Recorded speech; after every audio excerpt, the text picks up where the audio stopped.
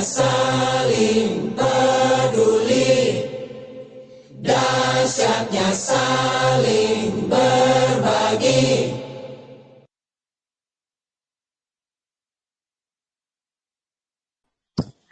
Oke. Oke, aku mulai ya.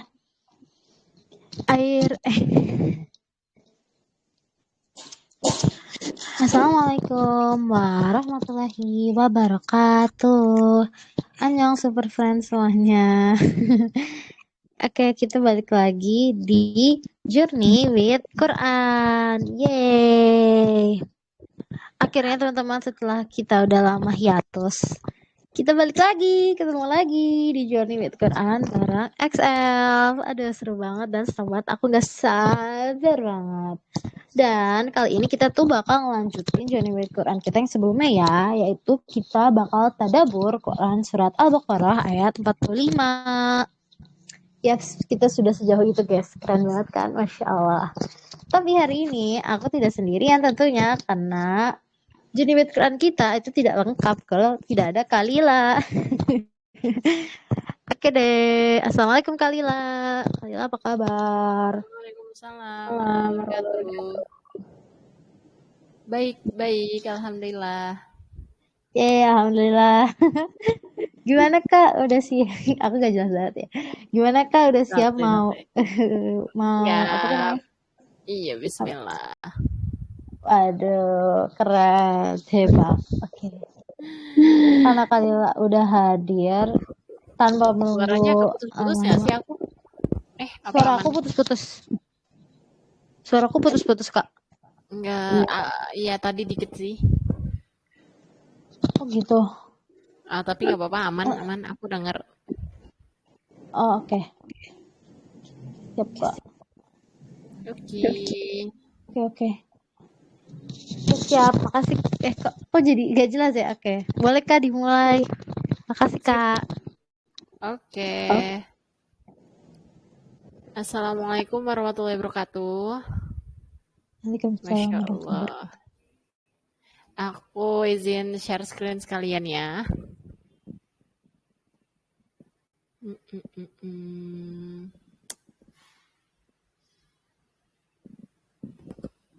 Oke, bismillahirrahmanirrahim. Insyaallah, alhamdulillah. Ini share screen-nya sudah kelihatan kah? Aman? Kelihatan. Oke, sip, aman. Ya, jadi emang sebenarnya juga aku disclaimer dulu ya, di poster itu kan emang kita ngelanjutinnya tuh kayak harusnya 49-an gitu, cuma setelah aku lihat-lihat lagi 49 sampai 53 itu sebenarnya lebih ke arah storytellingnya tentang Nabi Musa dan dengan Bani Israel. Jadi menurut aku sih kayaknya bisa kita ke 54 aja karena sudah mencakup itu juga dan ini lebih ada bahasan materinya. Kalau yang si 49 sampai 53 itu kayak lebih ke arah cerita aja sih gitu ya. Mungkin biar kita juga dapat konteksnya nanti aku bahas juga di sini insyaallah ya. Oh ya, aku sapa-sapa dulu. Assalamualaikum warahmatullahi wabarakatuh. Masya Allah, alhamdulillahirrabbilalamin. Kita ketemu lagi di Journey with Quran, insya Allah. Dengan segala keterbatasan aku juga dan kita mengisi waktu gitu ya. Karena kalau kita nggak mengisi dengan hal-hal yang bermanfaat, pasti dia terisi dengan hal-hal yang lainnya. Sifatnya waktu itu seperti itu. Nah, bahasan kita juga di Journey with Quran yang Al-Baqarah ini kita udah banyak bahas ya dari ayat 1 gitu ya sampai sekarang ini ayat 50-an meskipun masih banyak sih ke depannya tapi insya Allah pelan-pelan kita cicil sedikit demi sedikit terus kita coba renungkan kita tadaburi itu menyelami gitu ya, kita mencoba memahami baru kita tafakur tuh berarti berpikir, kita memikirkan oh ini konsep ini bisa nggak sih masuk ke dalam kehidupan sehari-hari, coba diterapkan, coba diubah mindset kita, karena agama Islam itu bukan agama fikih atau agama aturan-aturan aja. Pokoknya harus sholat, zikir, selesai, puasa udah, enggak. Tapi ini adalah agama mindset. Jadi memang kita harus berpikir, kita harus mengubah pola pikir kita yang sudah tercampur gitu ya, terkontaminasi oleh lingkungan atau hal-hal lain.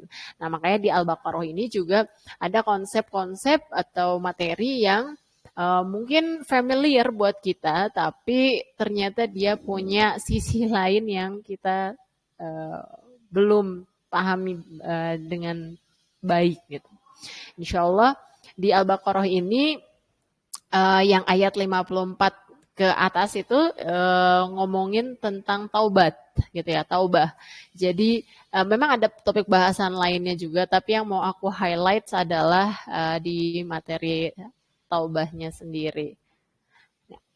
Sambil buka kolom chat, kalau misalnya teman-teman mau naruh di mau komen di chat atau ini bisa di kolom chat aja ya sambil aku baca. Oke.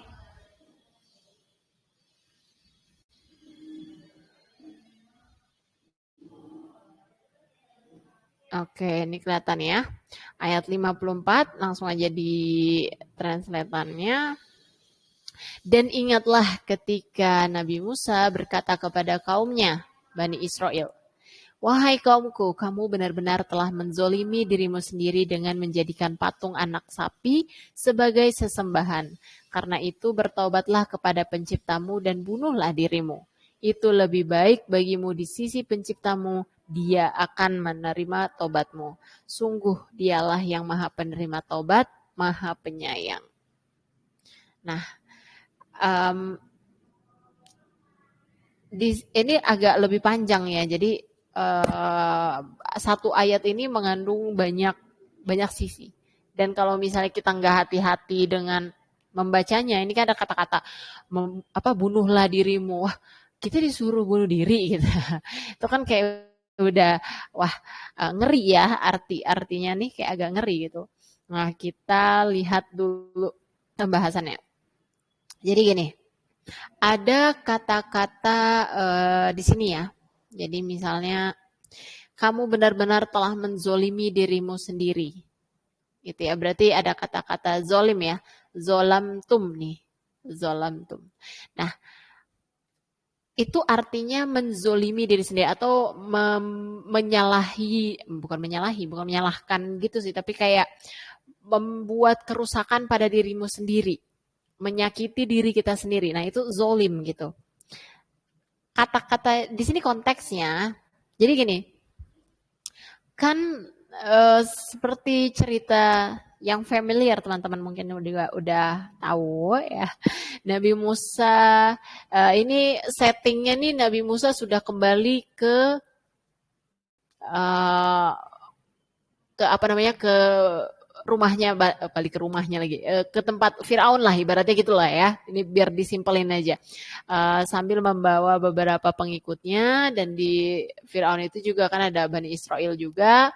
Terus Nabi Musa lalu di situ ibaratnya ya kayak duel lah gitu dengan Firaun ini. Firaun marah gitu, terus mengejar, ya kan? Mengejar yang scene ini, kalau scene di film tuh sebenarnya seru banget sih ya. Karena wow banget ininya, bagaimana alur plotnya Nabi Musa dengan Firaun ini. Jadi Nabi Musa nih kondisinya sama Bani Israel, ya kan? Bareng-bareng nih banyak kan.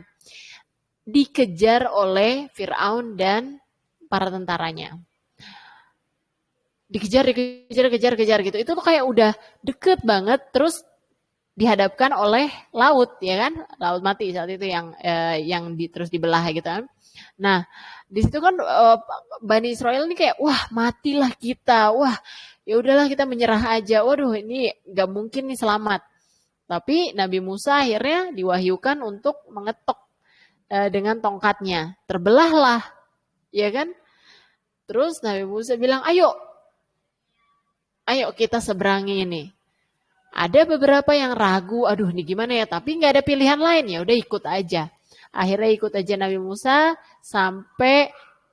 sampailah di seberang. Lalu waktu Fir'aun itu kan emang udah saking kebawa emosi, jadi dia nggak mikir apa-apa ya, pokoknya kejar aja gitu. Mereka juga turun gitu ya ke laut, dasar lautnya itu, terus di situ ya tenggelam gitu kan. Nah itu scene setelahnya. Jadi ini scene setelahnya ini barulah mulai terlihat bagaimana Bani Israel itu yang tadinya mengikuti Nabi Musa, taat, dan mereka ibaratnya ya udah percaya lah gitu, ngikut sama Nabi Musa, lalu mereka tuh membangkang. Nah, sudah diselamatkan nih dari kejaran Fir'aun, sudah nyampe tanah baru. Bahkan di situ dicerita gitu ya, diturunkan banyak makanan, minuman, itu kayak makanan-makanan surga yang enak-enak. Enak semuanya. Lalu Nabi Musa mendapatkan wahyu untuk naik ke Gunung Tur, ya kan? Selama 40 hari. Lalu Nabi Musa mempercayakan Bani Israel ini, kaumnya nih, pengikutnya, kepada Nabi Harun, gitu, saudaranya. Akhirnya ditinggallah Nabi Harun bersama pengikut atau bersama Bani Israel di bawah gitu ya. Nabi Musa naik ke gunung berbicara dengan Allah. Nah, singkat cerita, sudah selesai Nabi Musa turun. Pas turun gunung kembali menemui Nabi Harun dan pengikutnya Bani Israel ini, kaget. Loh, kok mereka sekarang sudah menyembah sapi emas? Gitu ya. Jadi ini scene-nya itu kayak langsung kontras gitu.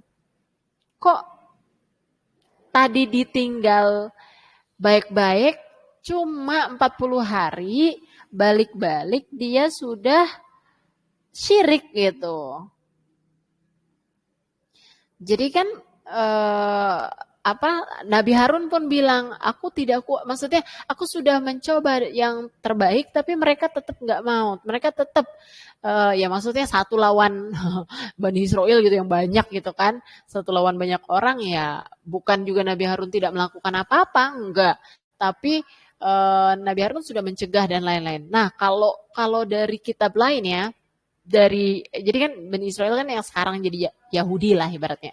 Itu di kitab Yahudi itu, yang sekarang itu, bahkan ada cerita bahwa Nabi Harun sendiri atau Harun sendiri yang mempunyai ide, mencetuskan ide untuk menyembah sapi. Nah kan, siwar aneh ya gitu.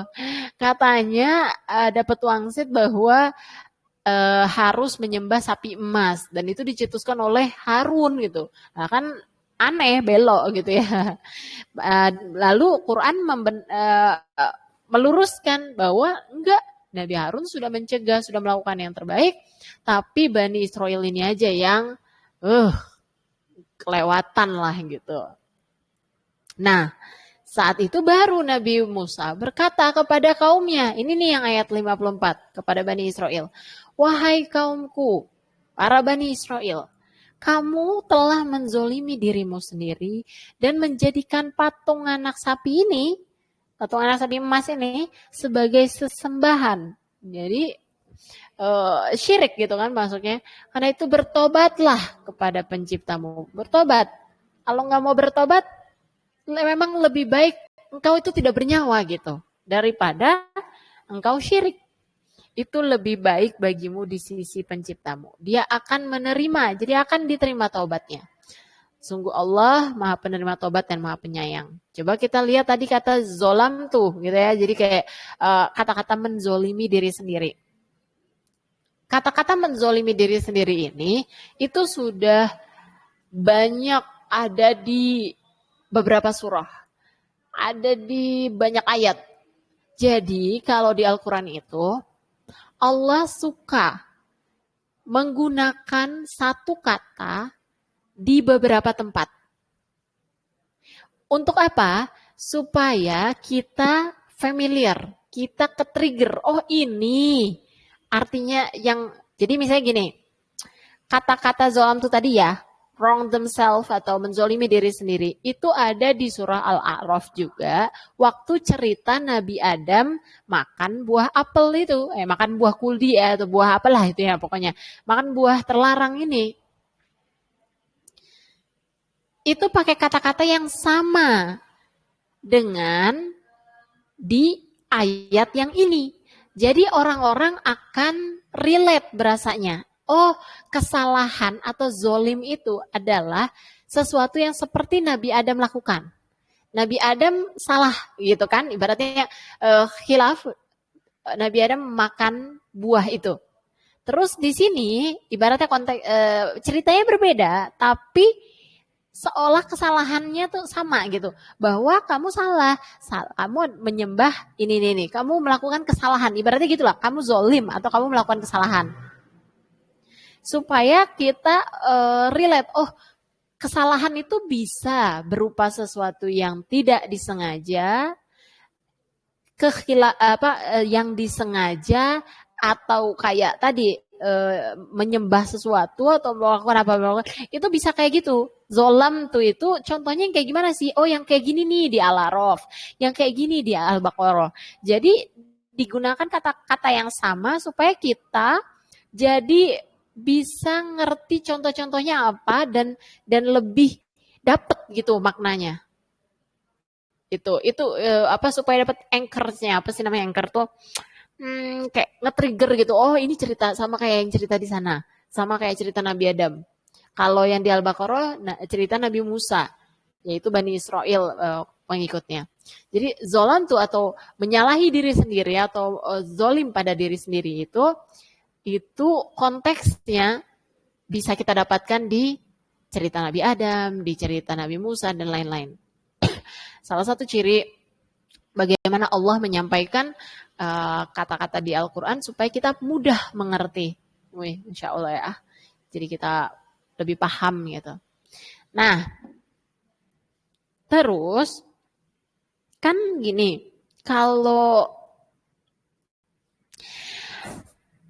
dia jadi kata-kata di ayat ini kan bertobatlah kepada penciptamu gitu kan, terus itu lebih baik, dia akan menerima tobatmu, dia yang maha penerima tobat. Kata-kata tobat tuh sampai 3 kali loh diulang, 3 kali diulang, dan itu sesuatu yang positif.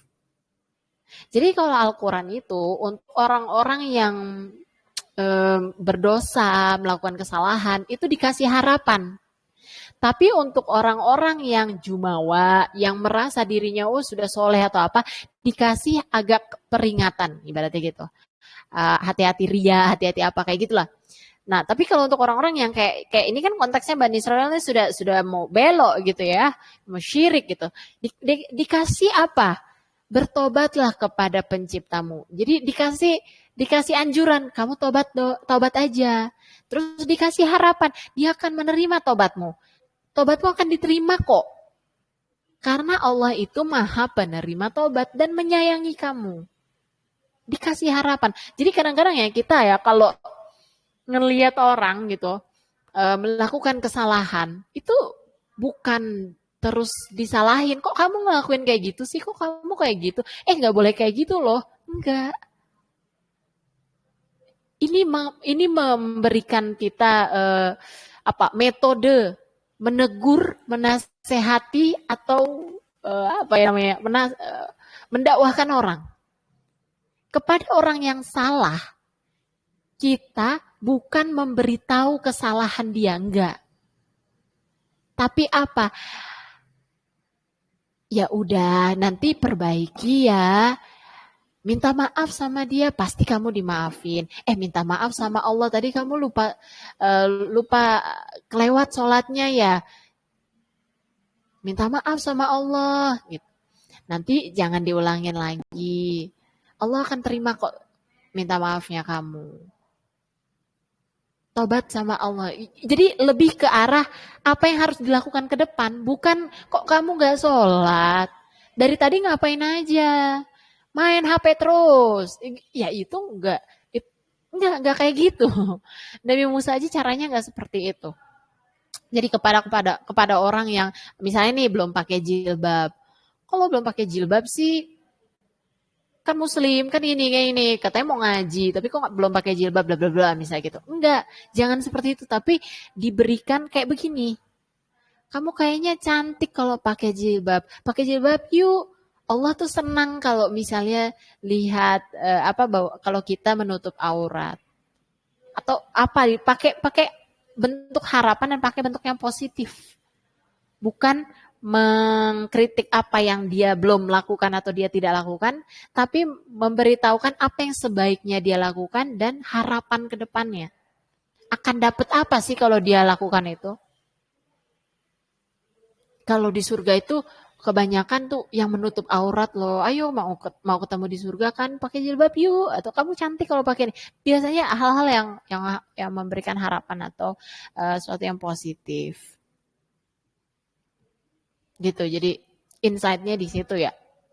Nah, ada konsep juga yang kayak gini.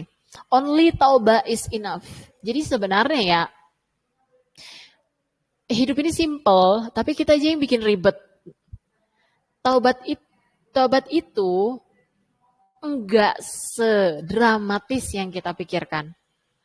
Tidak se-wow yang kita pikirkan. Dan tidak seserius itu sebenarnya. Cuma taubat. Jadi ibaratnya kayak jangan kayak, aduh tobat sekarang gak ya, ntar gak bisa lakuin lagi. Iya bukan gak bisa lakuin lagi sih. Tapi sebenarnya konsepnya adalah kita bahkan seharusnya menggampangkan taubat. Taubat tuh gampang, balik ke Allah tuh gampang. Cuma taubat doang, dimaafin, kelar, hilang dosanya. Beneran, ini real. Jadi gini, kalau di dunia, di bumi, di dunia inilah, konsepnya nggak seperti itu. Kalau kita salah, kita nyolong, kita nyakitin orang, kita apa, itu ya bisa jadi 7 generasi juga kagak dimaafin. Atau sampai misalnya orang nyolong, maling, sampai dia masuk penjara dulu, baru orang-orang sudah, oh ya ya, oke lah, nggak apa-apa. Orang memaafkan dia. Atau kita mikirnya tuh kayak, ini harus dihukum dulu. Kan dia salah, kan dia membunuh, kan dia nyolong, kan dia bohong, kan dia ini harus ada hukuman, baru dia impas ibaratnya gitu deh. Baru kamu kumaafkan. Kalau kamu dihukum dulu. Kalau kamu mendapatkan konsekuensinya dulu. Enak banget. Cuma minta maaf, kelar. Enak banget. Bikin kesalahan, gini-gini, terus tinggal minta maaf aja. Tapi sebenarnya emang gitu, emang enak. Benar, cuma taubat doang. Taubat itu kan minta maaf sama Allah, berjanji tidak melakukan lagi, berusaha tidak melakukan lagi, dan memang nggak mau melakukan lagi. Dan kalaupun realitasnya ternyata kita lakukan lagi, ya udah taubat lagi. Tapi kan masa kita taubat lagi, maksudnya kita ulang terus. Ya itu cuma bagian pengendalian diri. Nggak mungkin ada orang juga yang baru sekali misalnya, ya deh aku nggak bakalan lakuin lagi. Terus habis itu setelah itu nggak lakukan lagi. Nggak mungkin. Pasti kita ada salah. Tapi taubat itu artinya tuh cuma, maksudnya ibaratnya kayak kita berjanji nih sama orang. Iya, aku usahakan untuk tidak lakukan lagi. Setidaknya aku tahu itu salah. Aku minta maaf atas itu dan aku usahakan untuk tidak lakukan lagi. Meski itu nanti ujungnya lakukan lagi. Bukan artinya ya udahlah, kayaknya gue bakal lakuin lagi deh ke depannya. Nggak usah deh tobat sekarang. Nggak gitu konsepnya. Jadi tidak terlalu dimudahkan, tapi juga jangan dibuat terlalu sulit. Karena sebenarnya di sini dibilang kamu cuma cukup lakukan taubat aja. Misalnya gini, yang jelas kesalahan.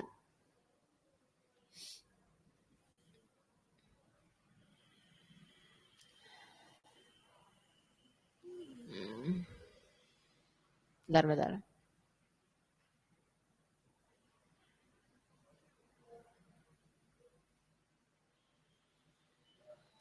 Nah, yang jelas kesalahan itu misalnya zina.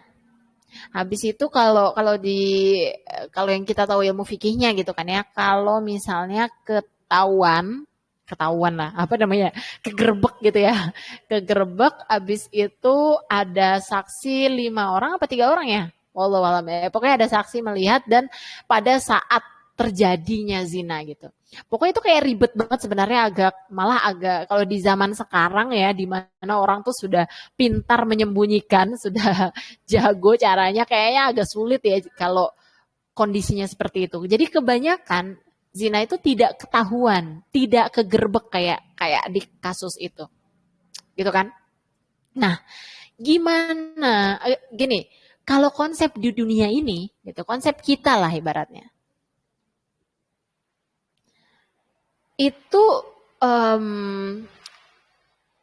kita nggak bakal ridho atau ikhlas kalau orang tuh nggak dihukum dulu, atau misalnya pernah pacaran nih gitu ya, waduh kan dulu aku pernah pacaran berarti aku harus dihukum sekarang gitu, misalnya oh dulu aku pernah begini-begini sekarang enggak. Ada cerita kisah waktu saat Rasulullah didatangi oleh seorang perempuan. Seorang perempuan ini datang dan bilang bahwa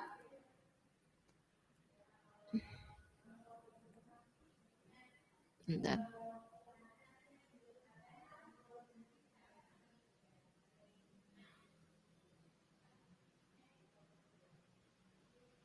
Sebentar.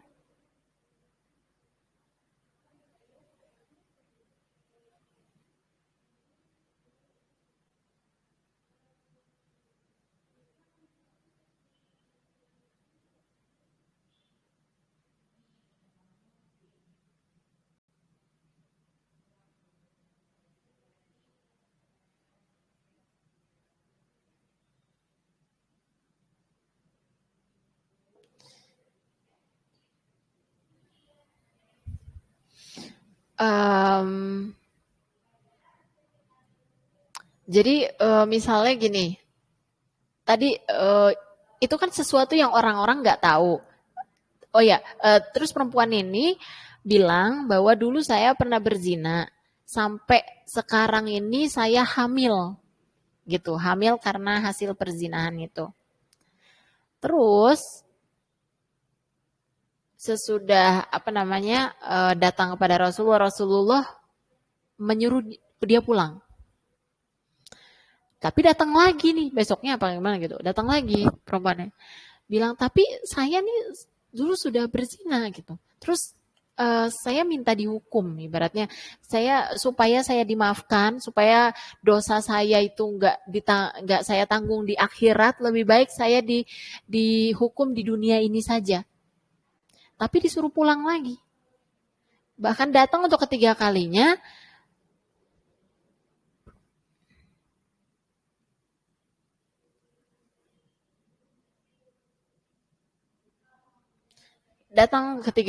pun dikatakan oleh Rasulullah, sampai taubatlah gitu ya, taubatlah, dan sampai anak ini lahir, bahkan sampai anak ini lahir, pulanglah dulu.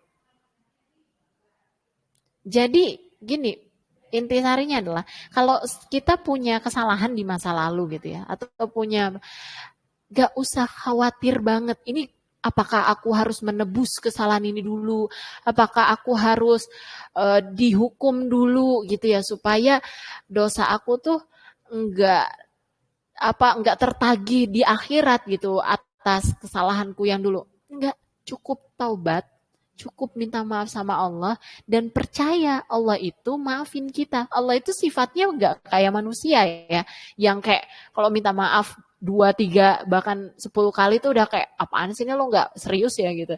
Enggak, Allah tuh mau 1000 kali minta maaf, mau 1.000.000 kali kita minta maaf, dimaafin langsung, kontan hilang dosanya. Kok gampang banget, enak banget? Ya iya emang. emang gitu, emang Allah sepenyayang itu, maha penyayang. Maha itu kan artinya sangat-sangat.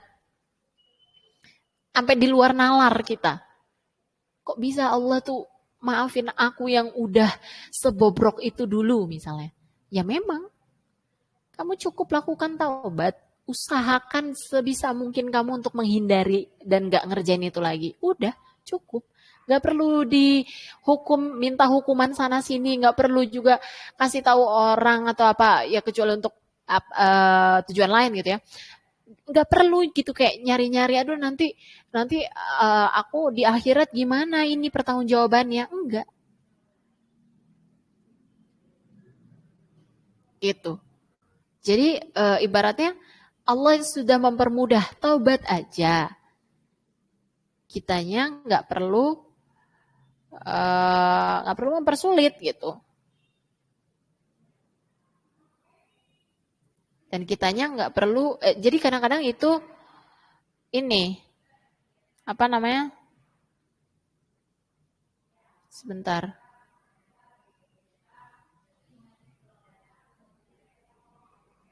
Ini banyak ini ya. Nggak perlu dipersulit gitu. Jadi kadang-kadang itu juga bisikan dari syaitan. Ah, kamu udah dosanya gede banget. Masa Allah akan segampang itu memaafkan kamu? Ayo, kamu kan kayaknya kamu bakal lakuin lagi deh. Percuma taubat sekarang. Ntar aja pas udah sekalian gitu. Itu dibisik-bisikin. Atau enggak misalnya belum tentu kan taubat kamu diterima. Nah, dibikin kita suuzon sama Allah. Allah nggak menerima, Allah nggak memaafkan. Walaupun kamu udah minta maaf dan taubat begitu, kan tetap aja kamu tuh kotor, kamu tuh pernah berdosa ini, kamu tuh nggak pantas buat sesuatu yang suci, kamu nggak pantas buat sesuatu yang baik. Dibisik-bisikin terus. Padahal sebenarnya taubat saja cukup.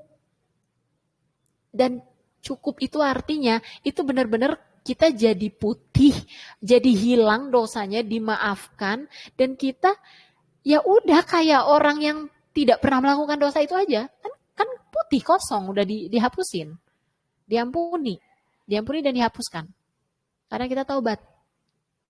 Percaya itu gitu, jangan terlalu netting gitu, negative thinking atau self blaming. Gak ada penalti apapun yang harus kita bayar. Dulu pernah nyolong, apakah sekarang aku harus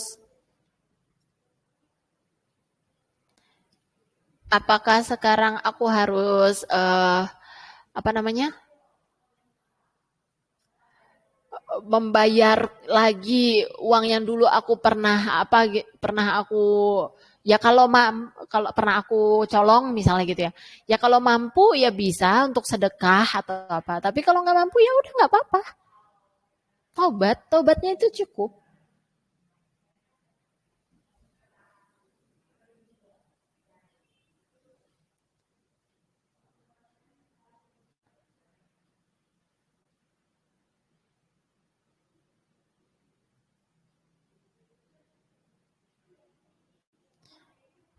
Jadi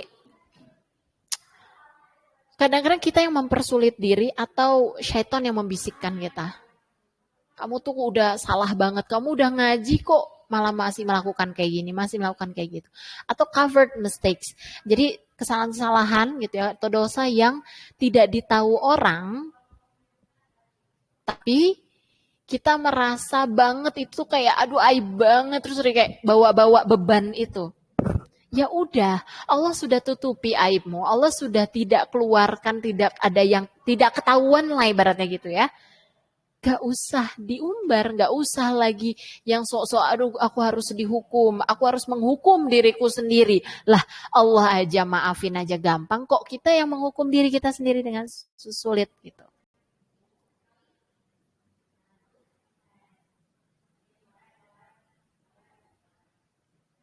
Itu ya, jadi konsep taubat itu enggak sedramatis yang atau sewaw seberat yang kita pikirkan. Taubat itu cukup minta maaf dan berjanji enggak lagi. Bahkan itu pun berusaha. Kalaupun kita jatuh lagi wajar, namanya manusia. Tapi kalau kita enggak mau berusaha, itu dia yang agak kebangetan. Padahal di ayat ini dikatakan bahwa taubat saja cukup. Taubat itu akan diterima. Taubat itu akan membuat kamu diampuni. Kamu diampuni kok. Bahkan ini mereka syirik nih ya. Mereka syirik gitu ya. Mereka menyembah patung tadi. Apa kata apa namanya? Nabi Musa? Taubatlah engkau, Allah akan mengampuni. Allah Maha mengampuni. Apalagi kita yang ya kayaknya dosanya segede-gede pun kita dosa, enggak lah sampai syirik kan ya, insya Allah gitu. Enggak sampai menyembah-nyembah patung gitu atau apa, enggak kan. Ya enggak usah lebay gitu. Kadang-kadang banyak anak ngaji tuh yang, aduh aku udah ngaji tapi aku skip apa, aku lupa skip sholatnya, bangunnya kesiangan. Kayak enggak usah terlalu lebay gitu. Ya udah minta maaf aja sama Allah, udah move on. Jangan bawa-bawa banyak beban ke dalam kehidupan kita atau nanti kita jadi sulit untuk berlari. Jadi konsep di dunia dengan konsep Allah berbeda. Jadi apa namanya? Di dunia itu kita harus ada konsekuensi, kalau nyolong ya masuk penjara, kalau bohong ya dimarahin orang tua, ya kalau kita apa namanya zina itu ya jadi ada konsekuensi apalah kayak gitu, ada hukuman gitu ya ibaratnya. Tapi kalau konsep Allah, asal kamu minta maaf, asal kamu taubat, nggak ada lagi penaltinya, nggak ada, nggak perlu, nggak ada penalti apa-apa. Jadi enggak sama seperti konsep hukuman di dunia. Tapi kalau kamu nggak mau taubat, nggak mau minta maaf, ya barulah itu urusannya ke akhirat. Bahkan sampai ini apa namanya kesalahan atau maksudnya kezaliman yang dilakukan oleh Bani Israel itu mereka tuh kayak melakukan ini loh, massive killings gitu. Kayak gimana ya? Ibaratnya bawa-bawa nama Tuhan ceritanya nih, oh Tuhan memerintahkan kita untuk membumi hanguskan negara lain. Kan ini kayak zaman-zamannya penjajahan gitulah kan, datang ke sebuah apa land atau apa terus kayak mengambil tempatnya itu ya kayak dijajah ya kayak gitulah. Tapi itu caranya perangnya itu caranya dibunuh semua. Kalau Islam kan nggak seperti itu kan, maksudnya perang tuh ada adabnya, ada apanya. Kalau waktu itu ini Yahudi, maksudnya Bani Israel yang sudah belok ini ya, gitu ya. Itu tuh mereka melakukan itu perang-perang yang mereka benar-benar bunuh semua, hancurin semua bangunan-bangunan, hancurin semuanya, gitu caranya. Kayak sadis banget. Di Al-Quran itu apa ya dignity-nya kaum Yahudi atau Bani Israel itu dijaga banget. Dijaganya itu kayak di apa ya? Enggak di-spill segitu vulgarnya atau misalnya enggak diceritain plek-plek gitu bahwa mereka tuh ngebunuh banyak orang, massive killings kayak begini-begini. Enggak kayak gitu. Kayak di apa ya? Dijagalah harkat martabatnya gitu. Kan itu sesuatu yang buruk banget kan, kayak sadis banget. Tapi kalau di kitabnya Nabi di kitab Yahudi sendiri itu diceritain dengan sangat gamblang. Gitu ya. Bagaimana bahkan maksudnya ya, Islam tuh lebih mendefend orang-orang Yahudi daripada mereka dari mereka sendiri, kitab mereka sendiri. Nah, jadi segala jenis ya, ibaratnya jenis kesalahan apapun, kesalahan yang sebesar apapun, kayak gimana pun, sewawaw apapun, itu tuh bisa gitu dengan taubat. Kita ambil contoh lagi nih Bani Israel karena ceritanya Bani Israel kan. Jadi di kata-kata di ayat ini ada katanya bari'ikum, baro'a gitu ya, atau baro'a itu beda dengan khalaqa. Itu khalaqa jin. Jadi apa itu yang kayak di ayat ini, tidaklah aku menciptakan engkau jin dan manusia untuk beribadah padaku. Gitu kan? Jadi menciptakan, ya, jadi kalau khalaqa ini kayak menciptakan apapun. Allah tuh menciptakan batu, menciptakan manusia, menciptakan kucing, menciptakan lainnya yang mati maupun yang hidup, makhluk hidup maupun benda mati, hewan atau apapun. Itu semuanya berarti create anything, semuanya. Tapi kalau baro'ah itu hanya meng-create atau membuat sesuatu yang hidup, manusia gitulah atau apa yang hidup-hidup doang. Jadi batu nggak termasuk ke sini ceritanya. Dan baro'ah itu adalah menciptakan sesuatu yang tadinya nggak ada sampelnya, nggak ada modelnya, nggak ada model sebelumnya. Misalnya kalau kita ngegambar menggambar pohon, ya kan ada modelnya tuh, ada pohonnya, terus kita bikin. Atau misalnya kita pengrajin meja gitu. Ada meja, udah ada meja sebelumnya kan, jadi kita tahu, oh meja tuh kayak gini, terus kita bikin meja seperti itu juga. Itu bukan baro'ah. Kalau baro'ah tuh benar-benar nggak ada sama sekali nih, nggak ada konsep apapun, nggak ada model apapun, nggak ada versi sebelumnya, nggak ada sama sekali. Ini benar-benar unik, baru pertama kali. Allah menciptakan manusia itu nggak ada modelnya pertama, nggak ada. Allah menciptakan aja gitu langsung, nggak ada tuh kayak misalnya manusia sebelumnya habis itu nggak. Nabi Adam langsung sama manusia-manusia lainnya. Jadi itu baro'ah. Nah, tapi Bani Israel ini ibaratnya mereka tuh lancangnya adalah bikin patung ini. Baro'ah tadi ya gitu ya, membikin sesuatu yang mereka anggap hidup, kan mereka sembah kan, mereka anggap itu Tuhan ya, mereka anggap hidup, jadi kayak menyandingkan dengan Allah, kan hanya Allah yang bisa baro'ah tadi, kamu mah nggak bisa gitu, kata Nabi Musa kepada Bani Israel, kenapa kamu malah menyandingkan atau seolah-olah kalian menciptakan sesuatu yang hidup. Gitu. Itu level kesalahan, bukan kesalahan lagi ya, kezoliman yang bangetan gitu. Bahkan kayak sudah agak mendekati Firaun gitu. Gak jauh beda lah sama Firaun. Firaunnya mengaku Tuhan sendiri. Kalau ini kan kayak membuat Tuhan gitu loh, kayak bikin patung, Tuhannya yang dibuat.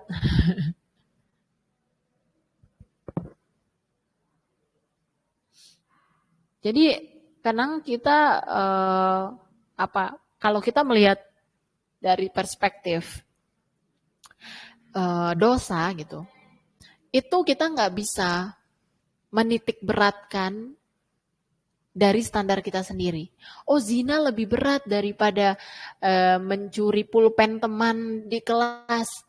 Oh, berbohong pada orang tua lebih besar daripada dosa, lebih berat dosanya daripada bohong ke teman biasa gitu. Atau ini nggak bisa kayak gitu. Tidak ada namanya standar dosa atau berat dosa, keseriusan, enggak. Yang ada itu cuma mana yang ditaubati dan mana yang enggak. Urusan dosa, sebenarnya ada sih dosa kecil, dosa besar. Tapi itu cuma ibaratnya gini. Kalau kamu mau lebih fokus dalam hidupmu, benar-benar hati-hati ya dengan dosa besar. Minimal banget kamu hindari dosa besar. Nanti dosa-dosa kecil itu berarti selain yang dosa besar itu masih bisa dikendalikan lah. Tapi kalau dosa besar ini, kamu ibaratnya bahkan jangan mendekati supaya kita tuh ke warning aja. Padahal sebenarnya sama aja. Dosa ya sama, itu ada timbangan berat dan ringannya itu hanya Allah yang tahu, wallahu alam. Tapi maksudnya supaya kita tahu mana dosa besar, mana dosa kecil, dosa yang dimaafkan, syirik dan lain-lain, supaya kita itu lebih mawas diri, karena kita kan nggak bisa ngapalin semua ya, karena kadang-kadang kita hilaf gitu atau apa, dan kita lebih aware gitu. kita bisa menimbang lah diri kita. Aduh, ini nih dosa besar, takut nih terjerumus, lebih baik jangan mendekat-dekati situ. Gitu. Dan tadi taubat itu sendiri tidak perlu terlalu didramatisir atau diberat-beratkan, dipersulit gitu. Diri kita yang mempersulit, bahkan dengan bisikan-bisikan syaitan itu membuat kita jadi menganggap ini tuh sangat kayak ibaratnya kayak kok bisa ya aku tidak tidak istiqomah dengan janjiku sendiri. Misalnya nih kita udah taubat, habis itu dilakukan lagi, habis itu kita nyalahin diri kita sendiri, ibaratnya tuh kan aku lakuin lagi, tuh kan kok aku gini lagi, kok ini, daripada kita nyalahin itu dan habis overthinking kita, habis pikiran kita, perasaan kita, itu syaitan masuk. Udahlah, kamu mah emang gak bisa diandalkan, udahlah kamu emang bakalan gini terus, kamu gak akan pernah berhenti dari dosa. Ya emang manusia akan selalu berdosa gitu. Tapi instead of tadi menyalahkan dan memikirkan, ya kok aku salah lagi, ya kok aku jatuh ke lubang yang sama sih, kayak keledai gitu ya. Jatuh lagi gitu. Daripada fokusnya ke situ, tapi mendingan fokusnya ke ayat 54 ini tadi. Apa? Ya memberikan harapan gitu. Nih. Gitu. Jadi untuk sesuatu, apapun ya, untuk sesuatu yang negatif, yang dosa, yang salah, itu bukan cara responnya ya, bukan responnya itu kamu salah, aku salah, kamu nggak bisa gini, kenapa kamu nggak bisa gini, kenapa aku nggak bisa istiqomah, kenapa aku nggak, bukan gitu responnya.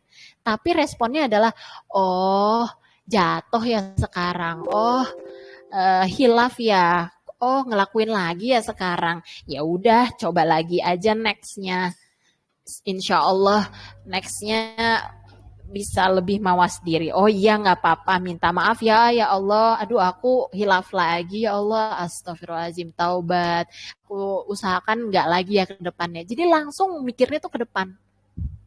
Langsung muhasabah itu bukan menyalahkan diri, bukan mengungkit-ungkit. Muhasabah itu belajar. Apa yang salah? Kenapa ya kemarin itu bisa jatuh lagi? Ternyata gara-gara aku datang reuni. Datang reuni kepincut sama mas-mas yang itu. Sekarang udah glow up dia ya, gitu. Oh, letak salahnya di situ. Berarti nanti kalau misalnya ada kumpul-kumpul lagi, aku sortir-sortir dulu deh, gitu. Aku lihat dulu, itu muhasabah. Maksudnya apa? Mencari kenapa ya kira-kira, oh terus habis itu jadi pembelajaran ke depan.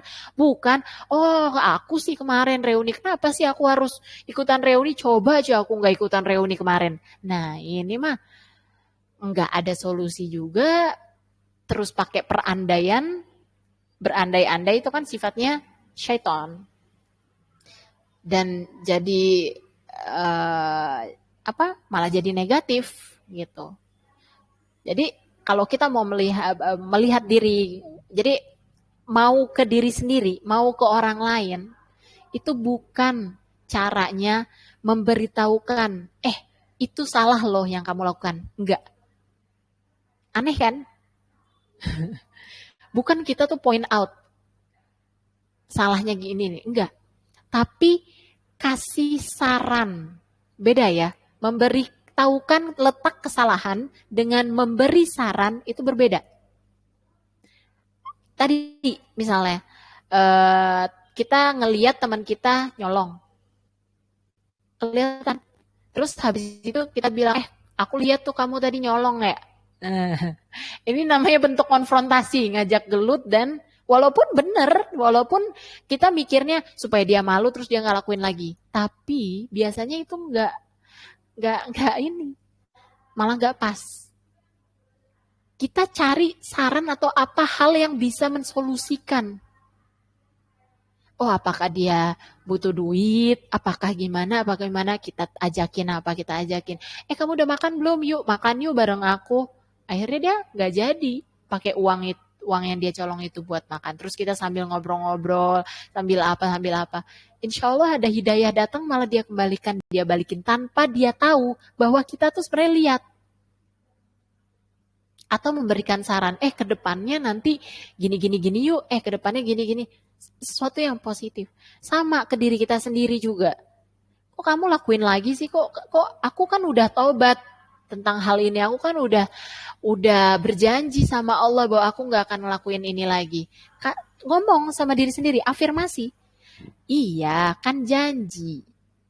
Janji untuk berusaha. Kan kita manusia, berusaha itu ada banyak faktor. Kemarin tuh ya khilaf aja lagi pengen ngumpul terus datang ke reuni. Ya udah nextnya aja dicoba untuk memfilter lagi aktivitas yang mau dilakukan.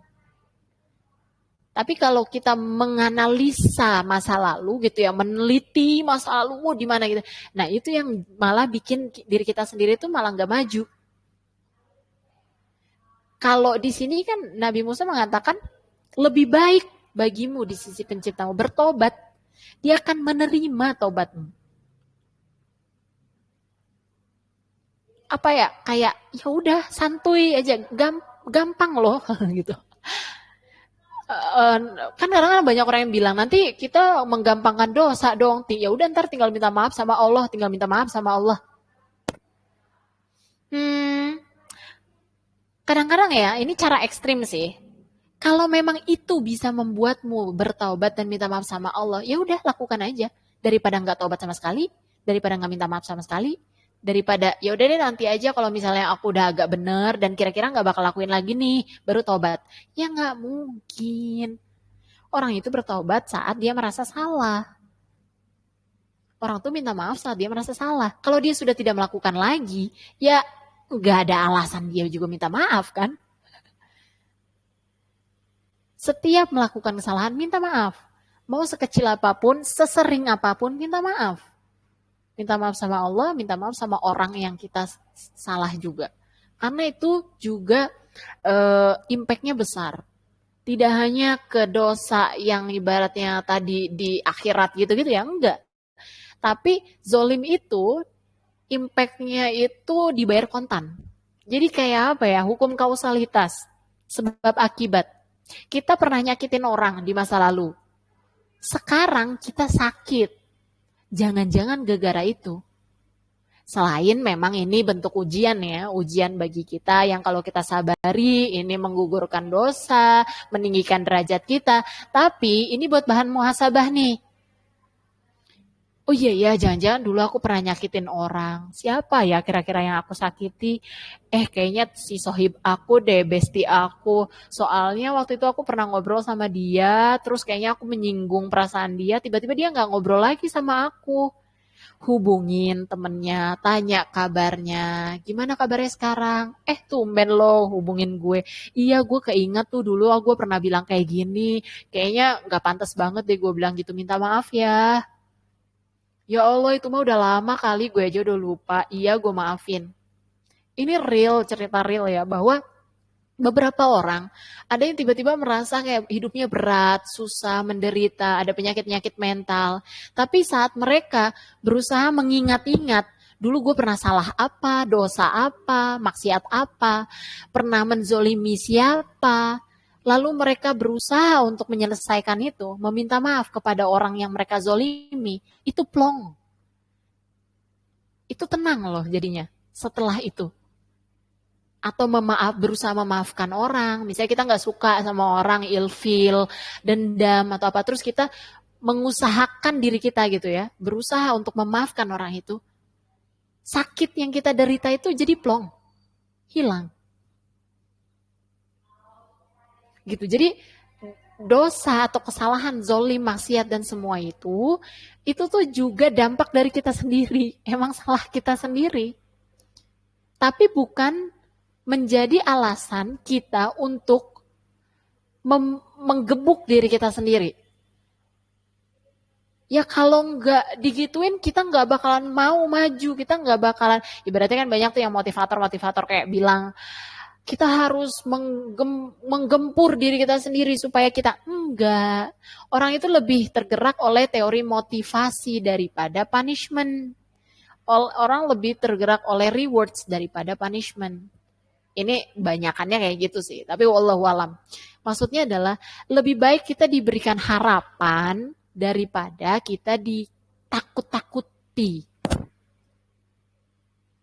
Misalnya, jangan zina, nanti tuh kamu dicambuk, di begini. Enggak.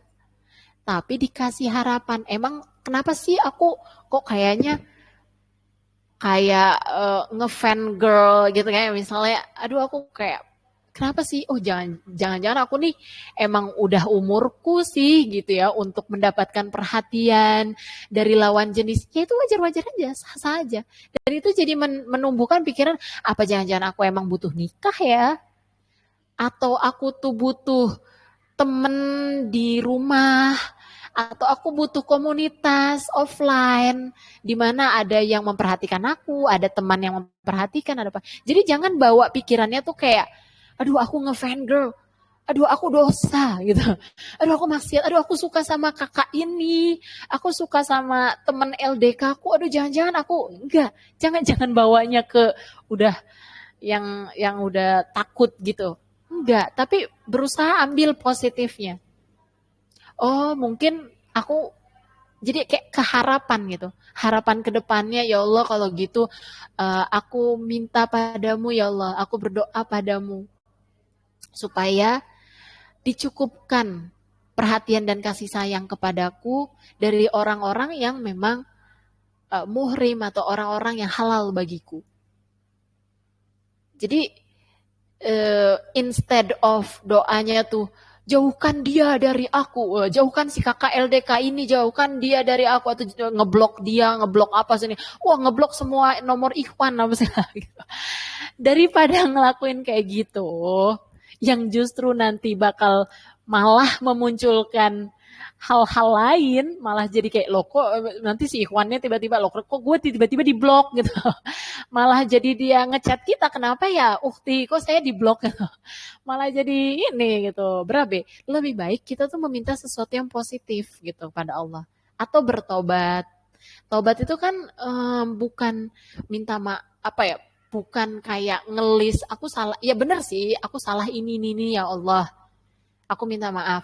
Kedepannya gimana ya kira-kira caranya supaya itu nggak terjadi lagi. Langsung mikirnya ke depan.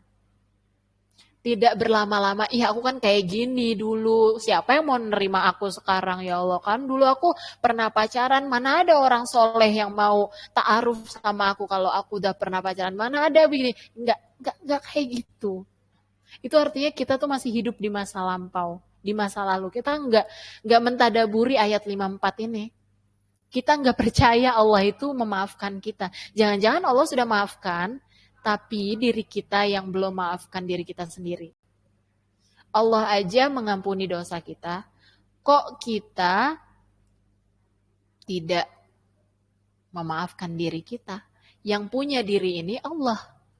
Yang berhak menghukum itu Allah. Kenapa kita menghukum diri kita sendiri di saat pencipta kita aja sangat sayang banget memberikan kesempatan kita dikasih hidup nyaman, dikasih punya masih bisa makan. Kok kita menghukum diri kita sendiri, mengata-ngatai diri kita sendiri, mengkritik diri kita sendiri dengan pedas, seolah-olah kita udah gak punya harapan lagi, seolah-olah kita akan terus salah, seolah-olah kita akan terus berdosa. Gak ada nominal berapa kali kita boleh lakukan dosa itu berapa kali, gak ada. Ada orang yang sudah membunuh 1000 kali, ada orang yang taubatnya sudah 1000 kali, ada orang yang berbohong habis itu dia taubat minta maaf tapi besoknya bohong lagi. Ada orang yang nyolong terus taubat, besoknya nyolong lagi, besoknya nyolong lagi. Tapi percaya di setiap taubat itu ada hidayah Allah yang membuat setidaknya kadar maksiatnya itu berkurang. Dulu misalnya pacaran, wah udah pegang-pegangan tangan, udah peluk-pelukan, ya terus dia taubat. Tapi akhirnya dia terjerumus lagi, dia pacaran lagi. Tapi sekarang udah nggak pegang-pegangan tangan. Minimal kadarnya itu kan berubah. Atau mungkin sekarang lebih buruk misalnya dari yang dulu misalnya, wah sekarang udah nggak pegangan, malah lebih daripada itu. Iya, tapi kan orangnya berbeda, maklumatnya berbeda, ada hidayah lagi, pasti ada pembelajaran lagi. Kita tidak layak untuk menilai, aku lebih buruk dari yang dulu, aku lebih baik dari yang dulu, aku lebih berdosa, lebih bermaksiat dari yang dulu, aku lebih baik daripada aku yang dulu, nggak bisa. Karena nanti yang bisa menilai itu cuma di ujung di akhir kehidupan kita. Dan kalau kita taubat, husnuzon sama Allah. Kalau kita minta maaf sama Allah, husnuzon, percaya aja, yakin. Allah bilang di sini, Allah akan menerima taubatmu. Udah, tok sampai situ. Jangan lagi pakai masa sih, jangan lagi pakai aduh kok aku gini terus, gini lagi, salah lagi, dosa lagi. Enggak usah. Cukup minta maaf, cukup taubat, percaya Allah menerima taubat kita, percaya dosa kita dihapuskan, percaya kita dimaafkan oleh Allah, percaya Allah orang lain saat kita minta maaf, dia pun memaafkan, udah move on, lakukan yang lain. Cari celah-celah pahala lain. Udah tinggalin yang dulu itu, kesalahan yang dulu, maksiat yang dulu, atau bahkan orang lain salah sama kita, udah. Oh ya, dia salah dulu, mungkin sekarang dia sudah taubat, mungkin sekarang dia sudah lebih baik. Oh dia salah dulu, aku juga ada salah kok, aku pengen dimaafin oleh orang lain, maka aku juga akan memaafkan orang. Sesimpel itu, taubat tuh simple. Kita aja yang bikin ribet, syaitan aja yang bisikin kita, supaya kita gak punya harapan. Seburuk-buruknya muslim itu adalah yang sudah tidak berharap kepada Allah, yang sudah tidak percaya bahwa Allah menyayangi dia, memberikan dia kesempatan. Gitu. Paling itu sih sedikit ya sisi tentang taubat yang aku sendiri bahkan ya berasa tertampar-tampar. Jadi ini tuh sebenarnya buat diriku sendiri. Bukan buat teman-teman aku tuh ngomongin diri sendiri, astagfirullahaladzim. Tapi semoga kita bisa saling mendoakan dan kita nggak membesar-besarkan masalah dosa. Kalaupun kita melihat orang lain masih berdosa, masih bermaksiat, masih kurang baik, masih kurang menutup aurat, kita kasih mereka harapan. Bukan teguran, celaan, atau bahkan julitan. Bahkan di dalam hati kita saja, dia kerudungnya masih kayak gitu. Dia nggak pakai kerudung. Nggak, kasih mereka harapan, kasih mereka doa. Insya Allah, semoga kakak itu cepat pakai kerudung. Semoga dia lebih baik dari ngajinya. Kalau kita mendoakan seseorang itu baik, itu baiknya akan balik ke kita sendiri. Dan nggak ada yang namanya dosa itu, dia dosanya lebih kecil daripada dosa kita. Enggak. Cuma ada dosa yang ditaubati dan dosa yang tidak ditaubati. Insya Allah kita sekelam apapun, sebersih apapun, seabu-abu, sebagaimanapun dosa dan kesalahan kita, itu akan berusaha banget kita taubati, kita minta maaf sama Allah, serius, dan benar-benar, dan kita berikan kesempatan diri kita sendiri untuk belajar, untuk berusaha, untuk effort, dan dikasih waktu, dikasih ruang untuk bergerak diri kita ini, untuk belajar. Karena dunia ini memang tempatnya salah, tempatnya belajar, tempatnya kita berusaha. Nanti kalau sudah selesai di sini, baru kita lihat rapot kita di akhirat. Gitu ya. Jadi positive thinking aja ke diri sendiri dengan orang lain, melihat apapun segala yang positif, maksudnya segala yang baik, segala yang buruk, kita lihat itu dengan penuh harapan, insya Allah. Oke, kayaknya sih segitu dari aku ya, bisa kita lanjutin next ayatnya di pertemuan selanjutnya. Afwan kalau misalnya singkat, menurut aku juga sih nggak usah terlalu terlalu berat-berat banget atau banyak-banyak banget. Nanti kita bikin diskusinya aja atau misalnya teman-teman ada yang mau nanya. Aku balikin ke Rabia. Wah, makasih Kalila. Kayak nembak banget kayak aduh aku itu kayak aduh gimana ya aku bisa berword gitu loh Kak, kayak itu sangat-sangat nggak tahu apa ya, tertampar terus sampai ke belakang dang gitu. Sampai Maaf kayak ya, ini mau berdiri aku sendiri. sampai apa tuh namanya, sampai mental. Terus kayak ini juga komen nih Kanana, berarti apapun itu kesalahannya selalu kembali lagi ke Allah ya Kak, minta maaf ke Allah. Iya. Terus kata Kak Anita, tua tertampar Kak Lil. Ya aku juga ketertampar Kak, aku sampai terpental. Debak lah guys, mantap. Berarti kita mau ada sesi tanya jawab dulu ya Kak sebelum kita akhirin ya. Oke, siap. Buat super friends yang mau tanya langsung aja ya, tanya di yang itu loh aku tadi kasih itu, yang buat komen, boleh komen di situ atau mau komen di mana tuh, di grup juga boleh, nanti aku bacain.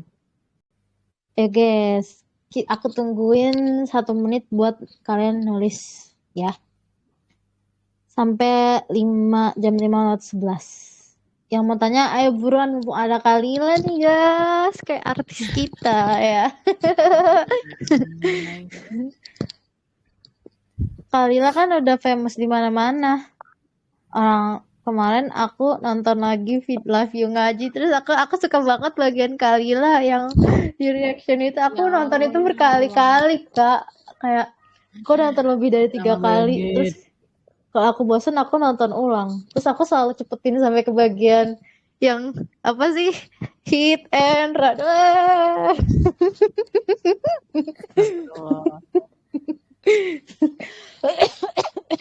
Aduh, kayak gitu pokoknya. Jadi bengek.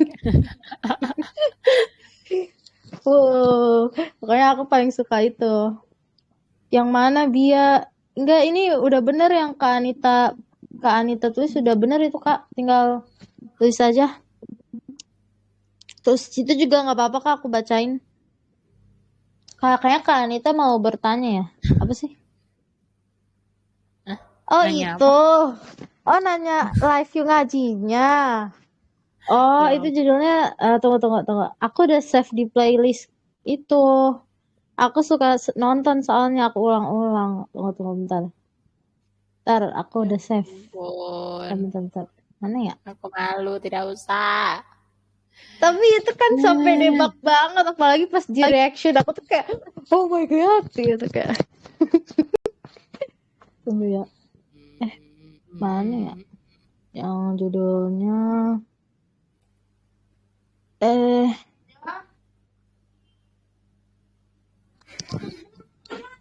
bentar. Bentar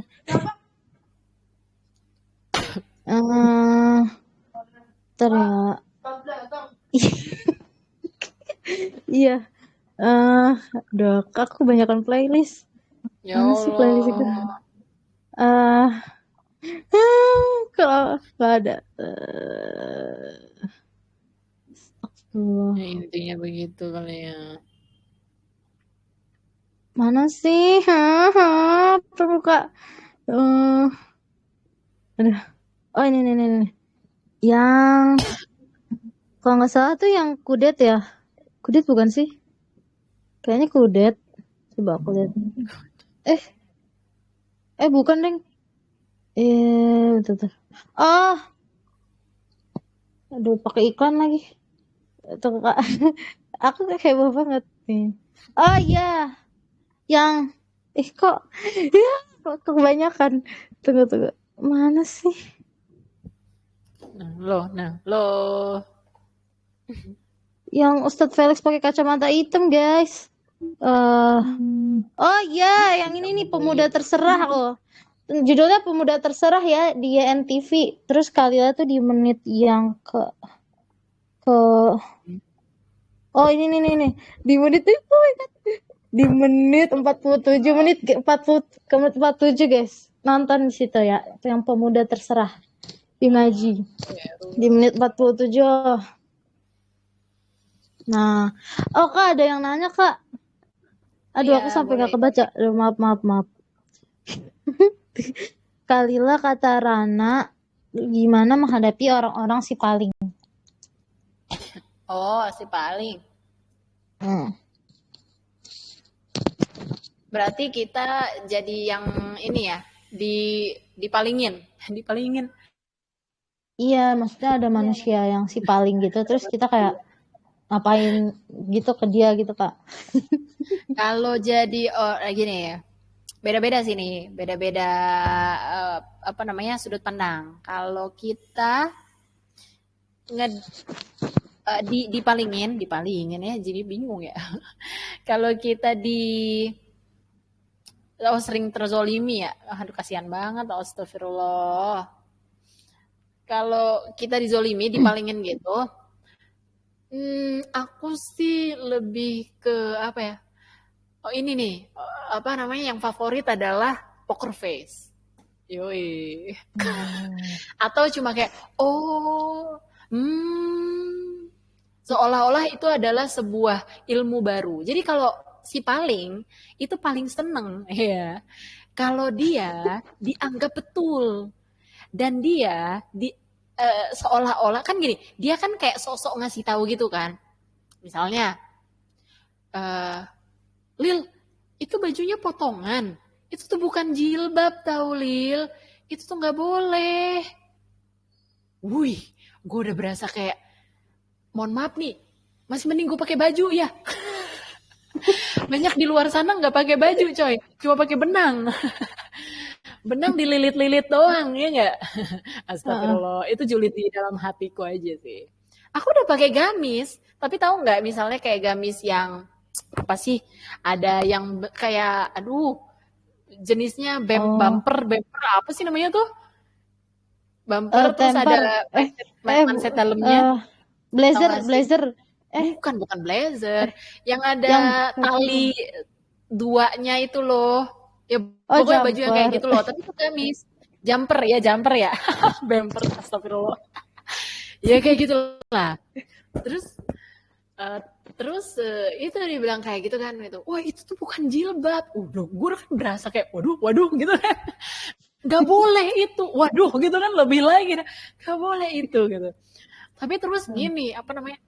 Tapi aku kayak oh gitu, oh iya. Padahal aku udah tahu, udah belajar lah. Itu mah kan materi jilbab, materi apa sudah pasti kita udah tahu juga lah gamisnya seperti apa, jilbab seperti apa, hijab seperti apa gitu kan. Ini cuma kayak oh gitu aja. Iya itu tuh nggak boleh begini. Sampai dia tuh puas ngomong. Ohin aja. Serius. Orang yang ibaratnya mereka tuh lagi menjelaskan gitu dan menggebu-gebu banget menjelaskan, menggebu-gebu banget. Apalagi misalnya gini ya, ada orang mengkritik kita. Iyain aja, diem, tunggu sampai dia capek. Lo denger gak sih yang gue bilang? Gue kan ngasih tahu saran lo, oh iya ya makasih. Udah selesai. Lama-lama dia gini, kita kan misalnya ini, kita ngomong, kita denger dong apa yang kita omongin, ya kan? Kalau nggak ada respon dari orang lain, kita hanya akan mendengar omongan kita sendiri. Dan itu akan kita analisis sendiri. Nanti lama-lama dia akan mikir sendiri. Tapi ya emang, tapi dia masih pakai gamis sih sebenarnya. Tapi kok gue ngomongnya kayaknya terlalu ngejudge banget ya. Nanti dia sendiri yang mikir. Walaupun nggak kelihatan gitu. Kadang keburu emosi duluan. Nah itu dia. Cara supaya nggak emosi gimana tahu nggak? Mukanya bikin muka bodoh. Muka kita bikin muka bodoh. Kayak muka yang baru tahu gitu. Serius. Itu aku Enggak lah. aku udah praktekin gini loh, apa? Ada beda antara orang yang pintar dengan orang yang bijak. Orang pinter, kalau dia dikasih tahu sesuatu yang salah, dia pengen mengoreksi. Kalau orang yang bijak, sebentar.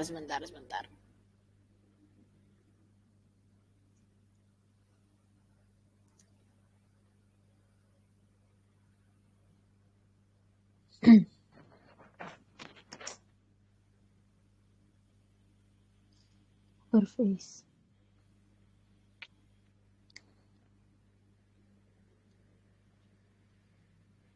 Kalau orang yang bijak itu,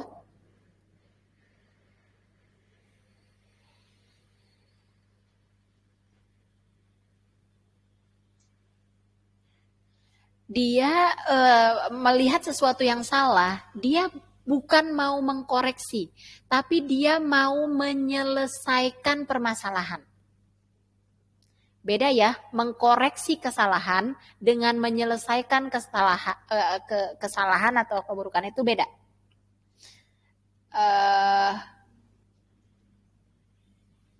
Bentar.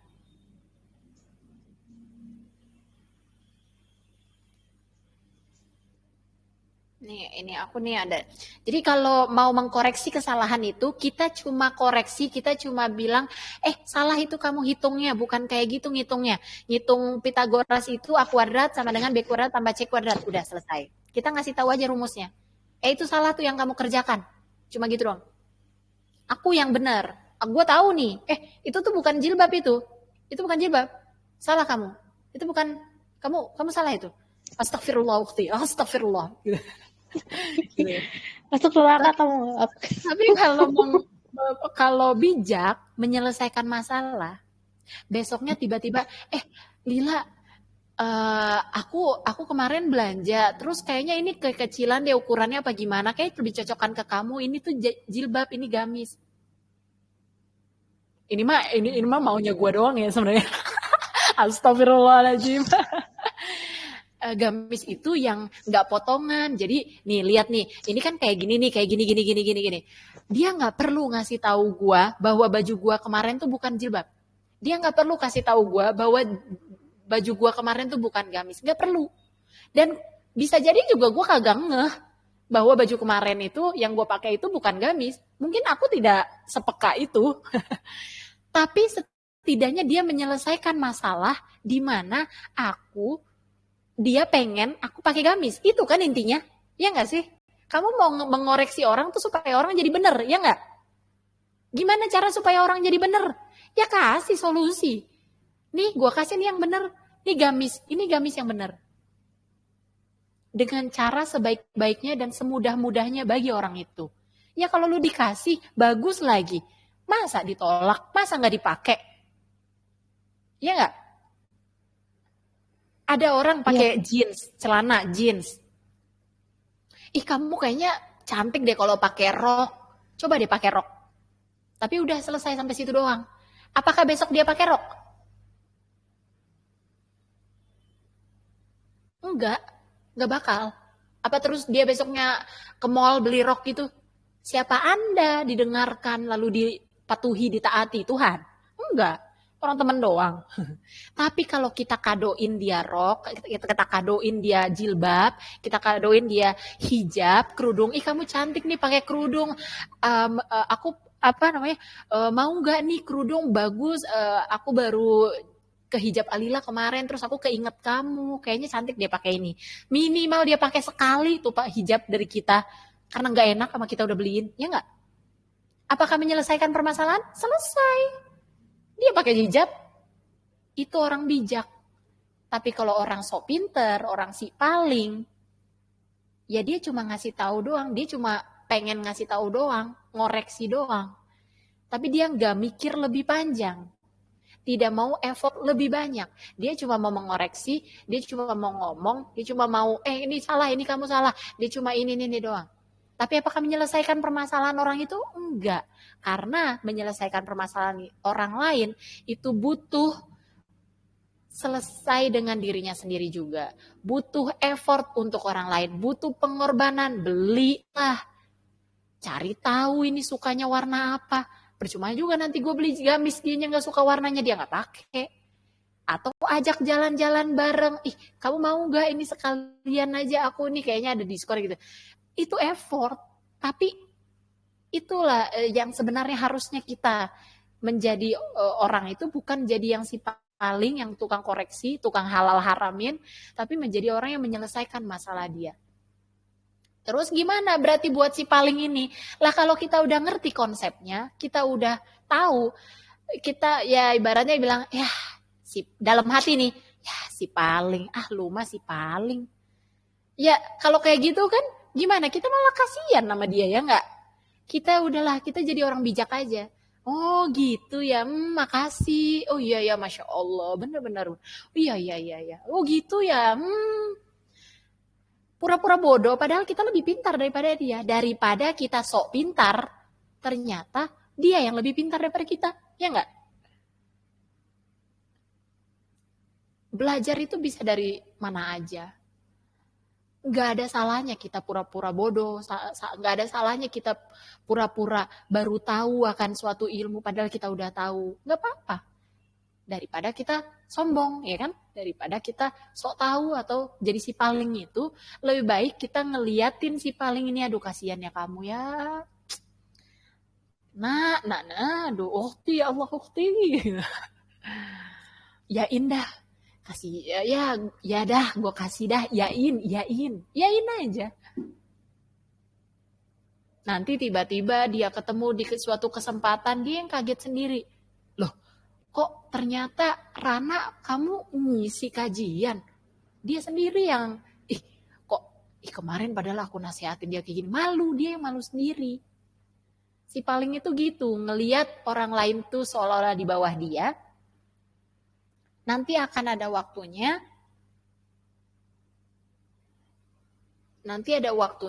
di mana dia kena getahnya sendiri gitu. Ibaratnya gini deh, kita misalnya pernah remehin orang lain. Tiba-tiba dia jadi orang hebat. Nyesel gak? Nyesel. Sama, si paling itu juga nanti akan nyesel. Jadi ngapain emosi sekarang? Kalau kita emosi sekarang, kita gelut sama dia, lah sama, ntar kita sama kayak dia. Apaan sih lo ngurusin hidup gue, baju-baju gue, badan-badan gue gitu. Makin dia keluar dalil-dalilnya, tidak, badan dan raga kita ini milik Allah, iya kan? Kita harus mengikuti apa kata Allah, makin panjang, makin ribet, ngapain?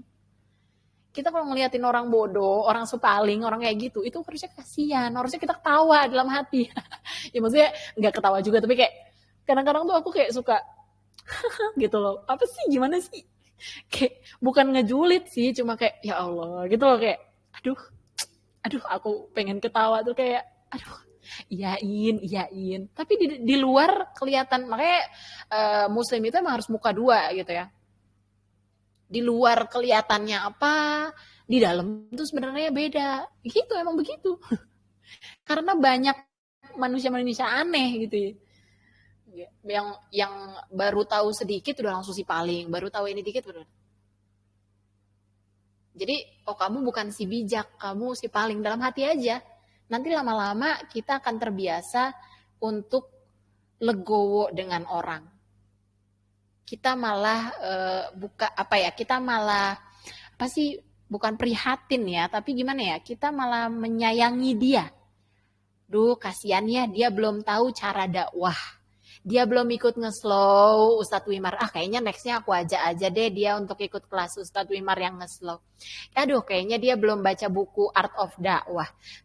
Kayaknya dia belum, ya gitu aja. Dia belum ngerti konsepnya bagaimana menasehati orang.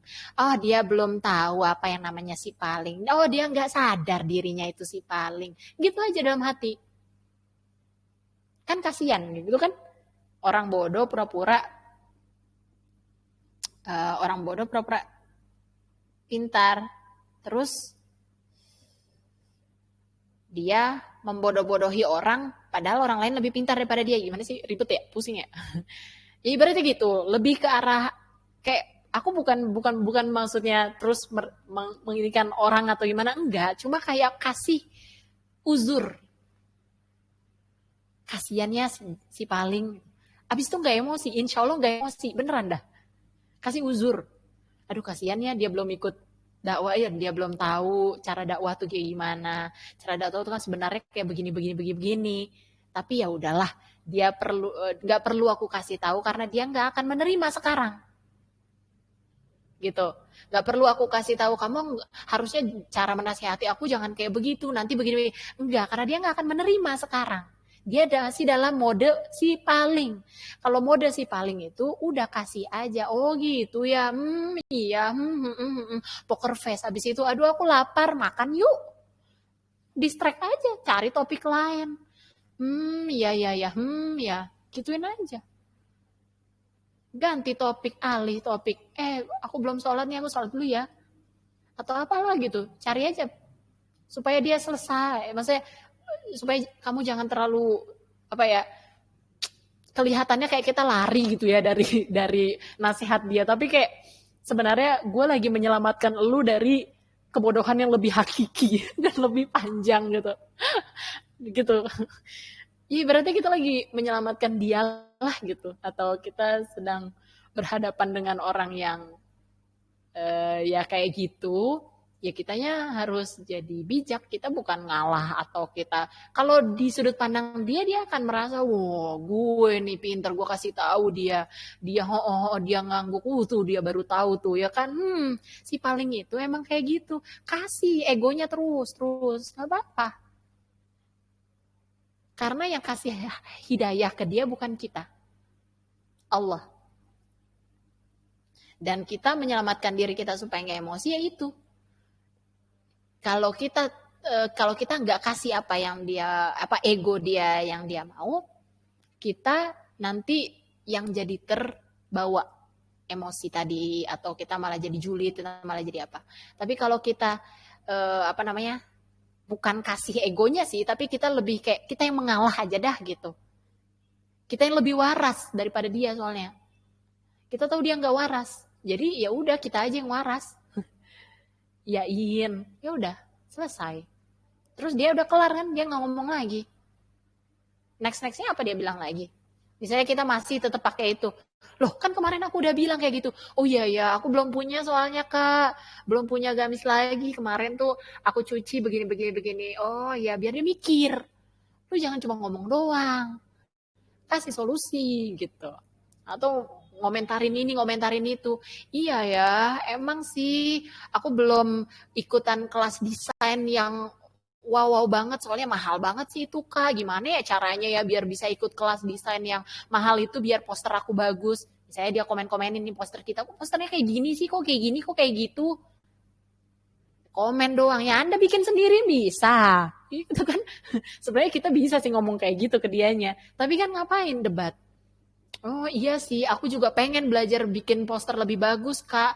Tapi tuh aku lihat tuh kelas-kelasnya tuh mahal lumayan. Gimana ya kak supaya cara dapet duit terus bisa ikut kelas kayak gitu? Biar dia mikir. Iyain, terus cari solusi. Dijamin dia pusing. Palingan dia kayak ya udah sih ya ini juga udah oke sih gitu. Udah lumayan sih ya paling gitu. Terus ditinggalin deh. Gitu sih ya teman-teman, sebenarnya banyak cara, tapi menurut aku nggak usah diladenin, dibiasain aja. Oke. Semoga menjawab ya. Sangat relate kak. Aku pernah digituin, terus aku diomongin sejam tau kak kayak gitu.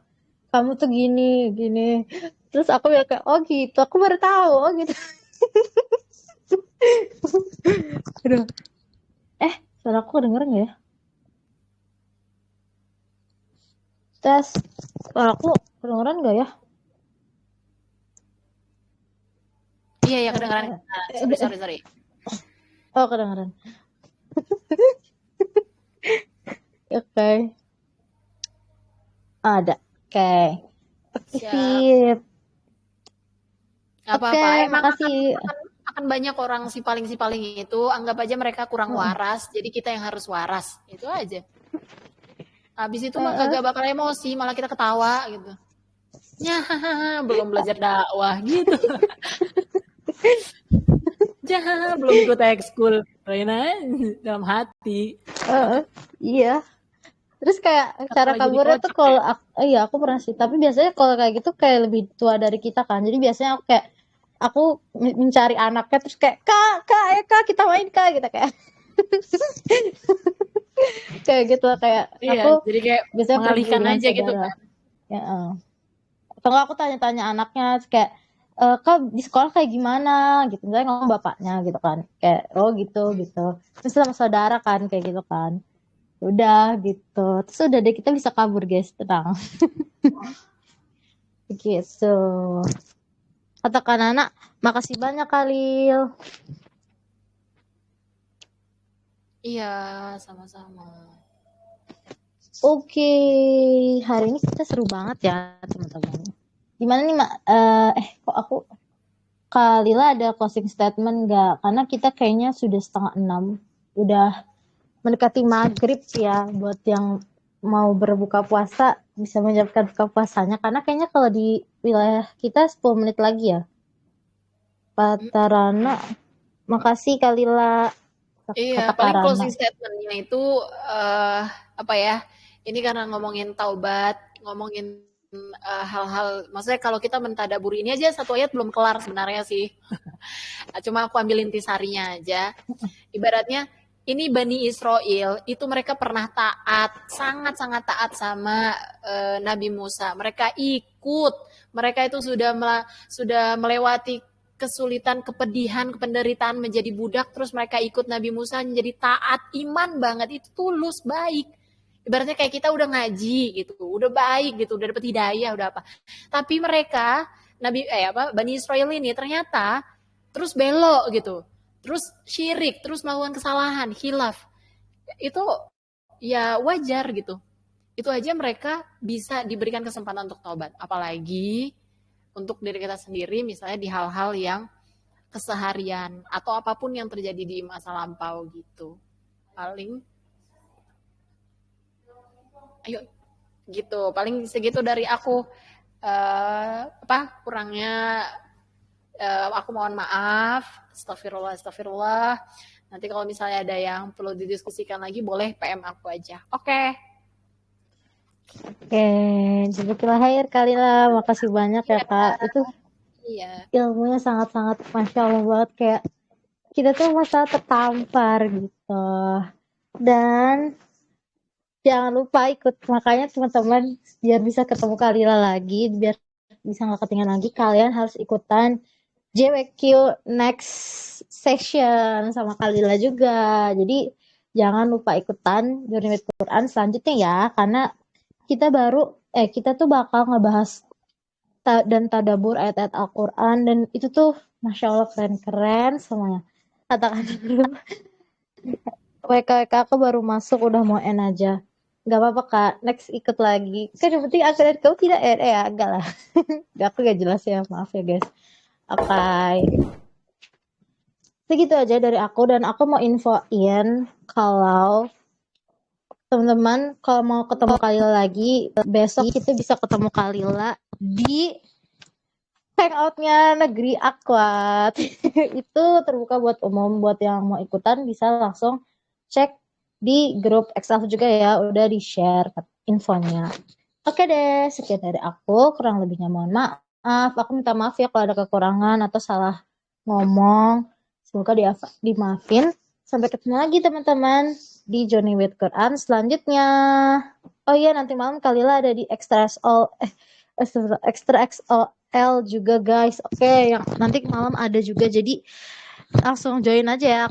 Aku juga udah join grupnya. Nanti kalau penasaran link joinnya di mana, coba kalian cek di XKW First. Biasanya di situ ada tentang subunit. Nanti cek situ ya guys.